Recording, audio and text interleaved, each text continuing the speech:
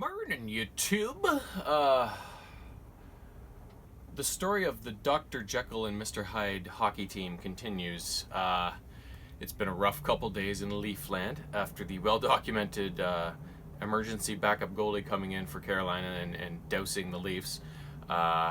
They also stood pat at the trade deadline and made a few minor deals, but nothing major. And so that was another thing going, oh my God. People were up in arms about, you're not going to flip some guys that are RFAs and at least get something for them before you can't sign them because you don't have any money, or they walk because they don't want to play there anymore. All that sort of stuff. And in the meantime, David Ayres, that emergency backup goalie, he's been making the rounds on like all the Stephen Colbert show, the Today Show. He was in the game in Carolina last night and sounded the storm siren and everything. So it's I think it was an embarrassing loss to Carolina, and like I said when I was watching that game, if they didn't respond in that situation, I didn't think they were going to make the playoffs this year. I think they don't have the jam. Now they go out last night in Tampa against one of the better teams in the league and throw out an effort more like that game they won against Pittsburgh that was so good. So you never can tell what you're going to get with these guys.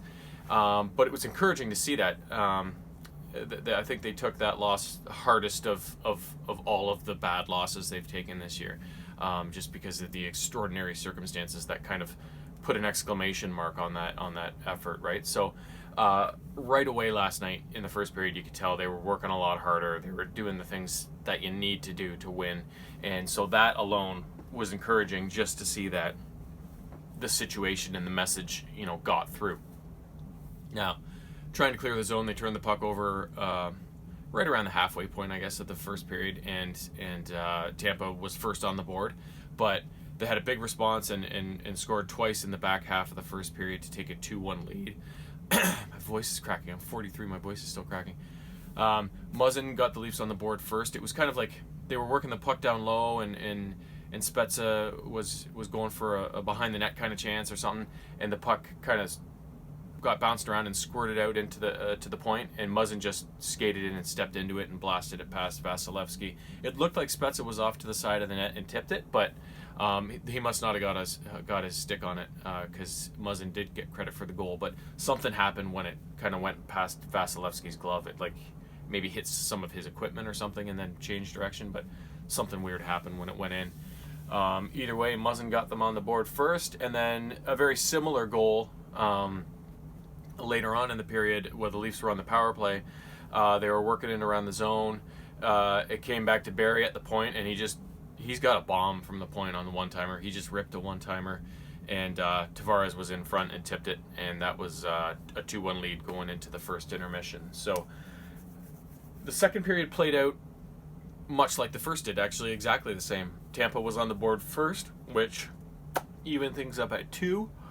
And then the Leafs, the second period they had a really good first period, came out really strong on the road, but the second period was even better. It was their best period by far, which usually, when they're on their game, that usually seems to be their formula. The first period's good, second period's great, third period you never know what you're getting. So their second period was pretty good, and Tampa was on the board first, tying it at 2, like I said, but then they got 2 goals again in the back half of the period.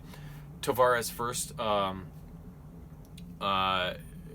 Tampa was trying to escape their zone, and I think Kucherov or somebody was trying to come up the left side with it, but Nylander fought hard, took the puck away from him, got it down low to Tavares, who just cut through the low slot and put a backhander past Vasilevsky, which restored their lead. And then a few minutes after that, on the power play once again. Who scored this one? Oh, Nylander. This was a beauty. It was like they were working the puck around the zone, and then it came into down into the left corner, and I don't remember who it was, but they slipped a short pass to Nylander, who was like basically right at the side of the net, and he kind of did a little spin and tucked the puck through his legs, and then did one of those between the leg shots, like top cheese right over the glove of Vasilevsky. So it was a beautiful goal, and that made it 4-2 going into the third period.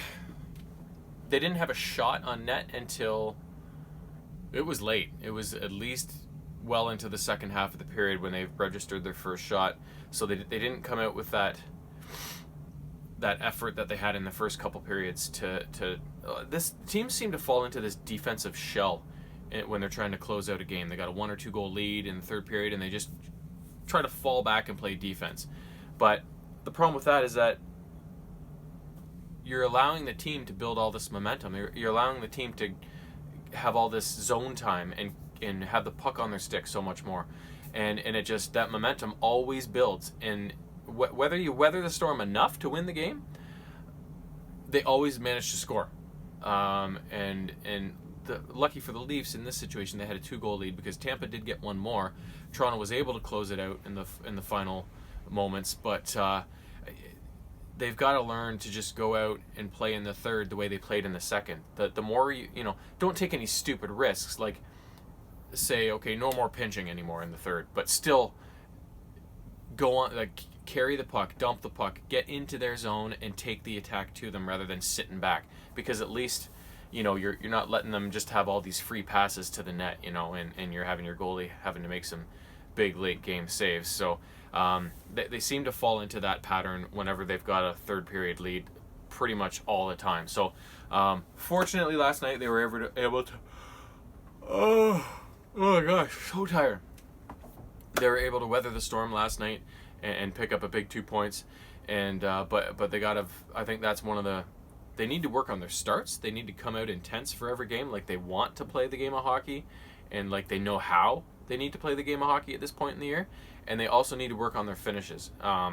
Whether they're pretty good usually when they're chasing a lead, like they take the momentum from the other team who falls back on the defensive end of things.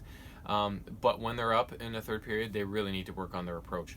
And we all know they're not a great defensive team, so you can't fall back in the third period on your defense when you don't really have a good defense, right? Like your strength is possessing the puck and getting chances, and you have all these skilled shooters.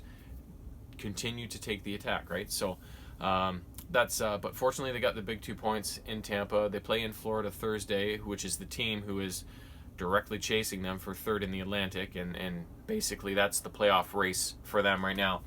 If they don't make third, they're probably not going to make it in, because the wild cards are probably both going to go to the Metropolitan Division, because they've got stronger core teams with more points. So it's basically a race right now between Toronto and Florida.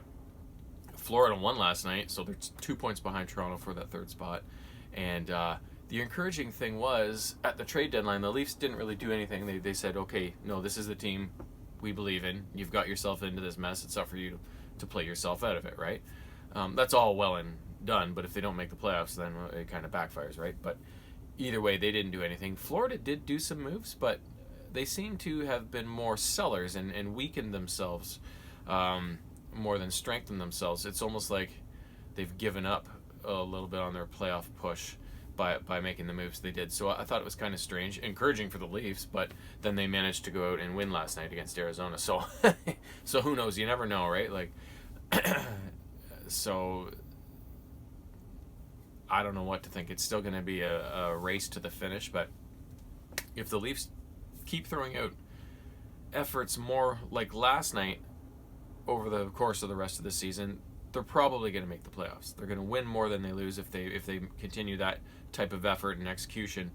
But if they throw out duds like they did against Carolina the other night, and then Pittsburgh a few games before that, then they're not going to make it. It's totally, they got a 2-point lead on Pittsburgh or on Florida right now, and it's totally up to them. They choose their own adventure right now, so to speak, right? So yeah, so an encouraging game last night. I didn't expect that from them against Tampa last night. After that Carolina game, I thought it was just going to snowball and continue the way things were going. But good for them for proving me wrong, and for getting that big win. And I hope they keep it going. And we'll find out soon enough with a really, really, really big game in Florida on Thursday. So long.